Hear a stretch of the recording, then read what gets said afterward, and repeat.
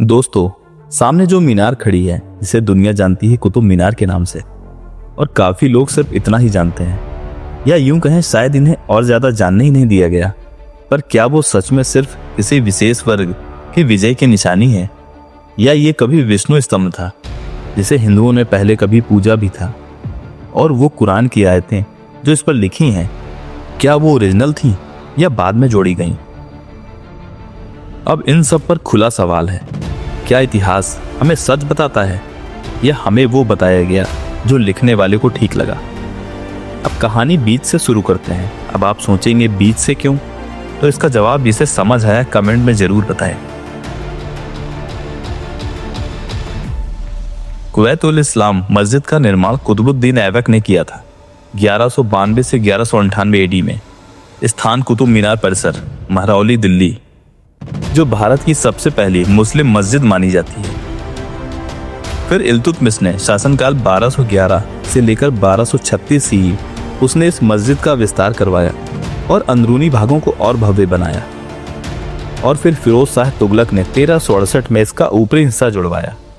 तो present time में इसकी ऊंचाई करीब 72.5 मीटर है। ऊपर से नुकीली होती हुई, यानी आधार से ऊपर तक 2 से 2.5 फुट तक फैलती हुई है। इस पर अरबी कुरानी आयतें, ज्यामितीय पैटर्न और फारसी कला का मिश्रण साफ नजर आता है। लेकिन क्या वाकई यही कहानी पूरी है?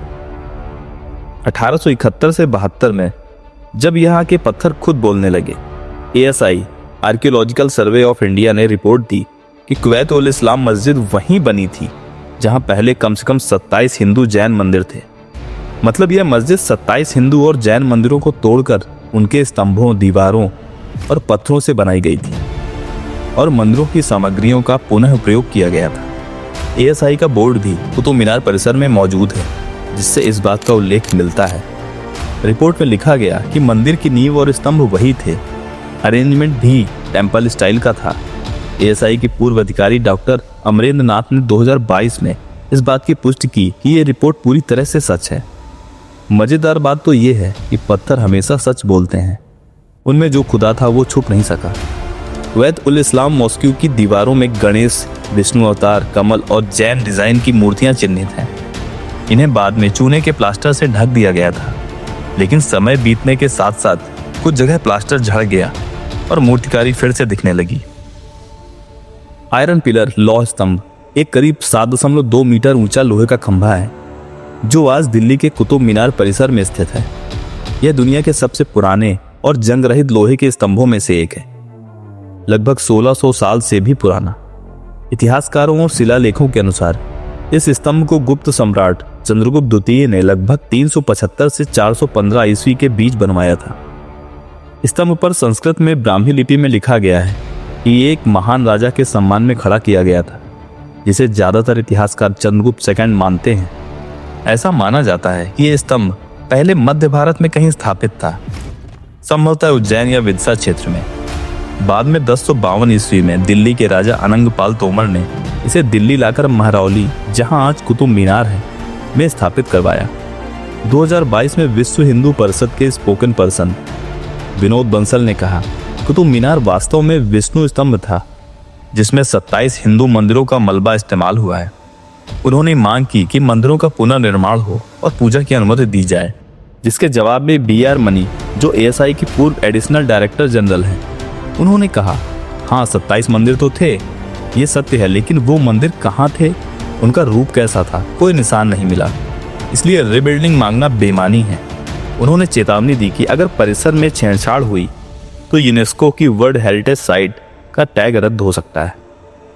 लोग कहते हैं कि पहले 3 मंजिलों की स्टोन टेक्सचर और कैर्विंग स्टाइल ऊपरी मंजिलों से अलग है, जो विश्व हिंदू परिषद के दावे को मजबूत करता है।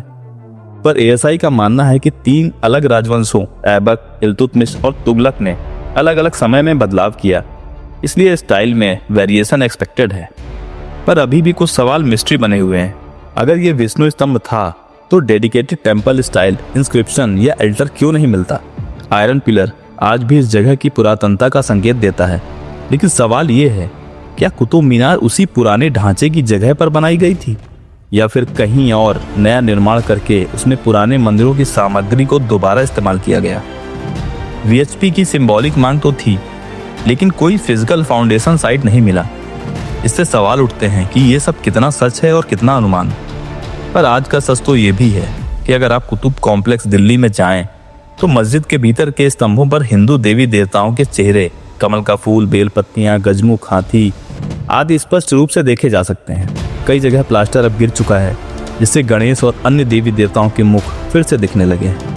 कुतुब मीनार सिर्फ एक मीनार नहीं है, ये बीते जमाने की आवाज है जो आज भी सुनाई देती है। जहां एक सभ्यता नष्ट हुई और उसी पर एक दूसरी सेट कर दी गई। पत्थरों पर लिखी चमकती आयतें, आयरन पिलर की धातु, रीयूज्ड कैर्विंग, ये सब मिलकर बताते हैं इतिहास सिर्फ लिखा नहीं जाता, बहुत कुछ दबा भी जाता है। सच का पता लगाने के लिए खुदाई, परतों का अध्ययन और शिलालेखों पर आधारित रिसर्च सबसे भरोसेमंद तरीका है। अब आप खुद डिसाइड कीजिए, क्या कुतुब मीनार सिर्फ एक इस्लामिक मॉन्यूमेंट था या उसके भीतर कहीं किसी हिंदू धरोहर की परछाई आज तक जिंदा है।